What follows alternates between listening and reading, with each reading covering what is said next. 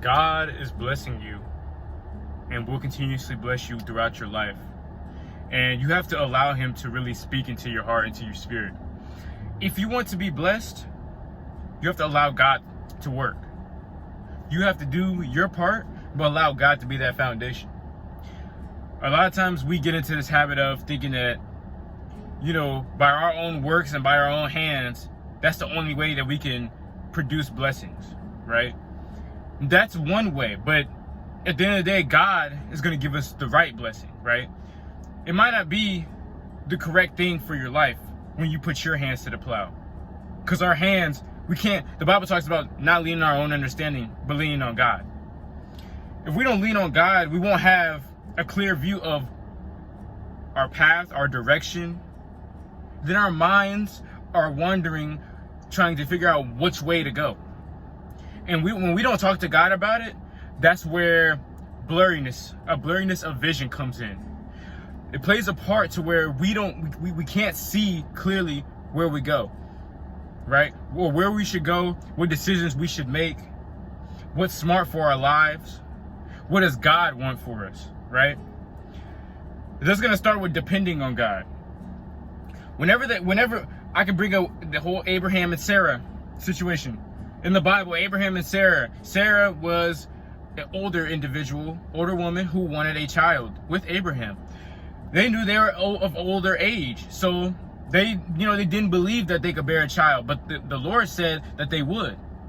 You just have to depend on me. This is God talking. You have to wait and be patient on my timing, right? Trust the process. Trust that I can be your answer, right? Right in the beginning, Abraham and Sarah, they were with it. And y'all can go read it, and it's in Genesis. They were with it, but what did they do? They started being impatient. They started feeling like that they could rush the process, that they could do something to change it, instead of allowing God to work. But see, this is the thing. God had a plan for it all in the beginning, regardless. So, also, another thing, Abraham, it was a big plan that he would have many sons. There was a reason why he had many sons. Because, God wanted him to have, God had a plan that there would be different kingdoms, right? Different sons of Abraham, different kingdoms. So, those different kingdoms can be a blessing, right? God doesn't plan things out for it to not ultimately, in the end, not be a blessing, right? God doesn't set things in the stone for it to ultimately not work out for you.